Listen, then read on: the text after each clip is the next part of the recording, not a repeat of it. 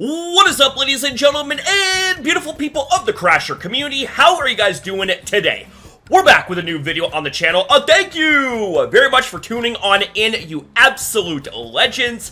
And ladies and gentlemen, welcome back to another chapter about to be written when it comes to the Pokemon Go Niantic Saga. So in today's video, we are going to be discussing this whole mess revolving around Gigantamax that has recently been a thing in Pokemon Go, and to the surprise of absolutely nobody, what we're going to be talking about here, it's truly bad. So to give you guys a little bit of context in regards to this situation revolving around the implementation of Gigantamax in Pokemon Go, take a look at this. Reports indicate that groups of 10 to 40 trainers should be able to defeat and catch these formidable power spot bosses. Now, I'm gonna let you guys know right now, that number right there is fucking bullshit. 10 is, like, super underselling what actually is needed here, and even with a full group of 40 trainers, there is some massive difficulty when it comes to being successful in these raids. Like, if we factor in how the OG raids were done all the way back to 2017, those raids were a lot more doable. You did not need a maximum of 20 people. You could successfully do those raids with a fraction of the maximum number. However, when it comes to this situation here, even with a maxed out group of 40 people, there are some problems here. And here's a second big problem to this situation.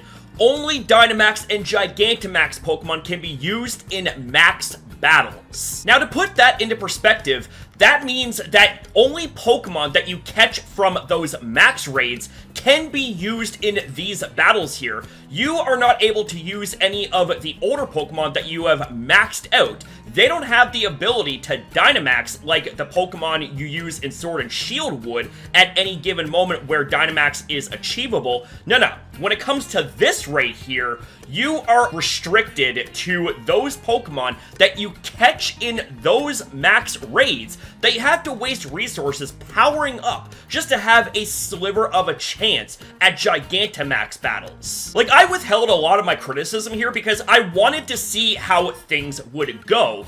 And it seems like that once again, the criticisms here are proving to age very well. And it's not just coming from me. Take a look at this. So we have ourselves Fleece King here making a pretty lengthy post giving feedback on this situation. We're not going to go through the entire thing, but I want to go over a couple of very important pieces here, such as this. I lost count how many battles we failed despite having 40 people in them. A big group of us had to stand at the same battle and keep trying over and over again. It was incredibly frustrating, especially because we all evolved and powered up lots of Pokemon to still just fail anyway. My constructive feedback would be the difficulty needs to be lowered. These need to be easier to do, there's no question about it. Also, being able to invite people to remote battle these, even if it's limited to a certain amount a day, would help so many people. Once again, this is another slap in the face to rural communities and small communities in general.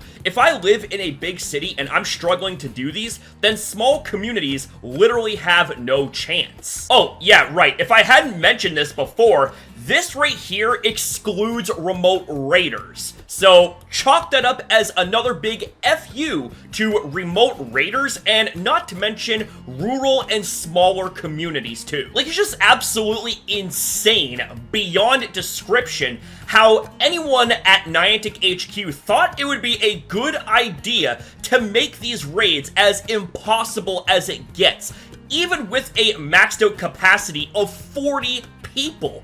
40 fucking people! Just wrap your head around that. Like, even the most prolific Pokemon Go YouTubers and influencers are not liking this. I mean, what does that tell you there, Niantic? Like, anybody that's old enough to count to 10 and add 2 plus 2 would know that this right here was a disaster waiting to happen. And just to add a little bit of extra stank on this situation, we had ourselves a Pokemon Go ban wave take place And these bans were completely and utterly false. And it's also funny how this ends up happening around the same time that there are already issues with the implementation of Gigantamax max battles in Pokemon Go. Now, for the sake of impartiality, because I know there's going to be certain watchers out there that think that I have a bias when it comes to Niantic, they did something good here, where they had actually confirmed that the legitimate trainer accounts were indeed incorrectly banned,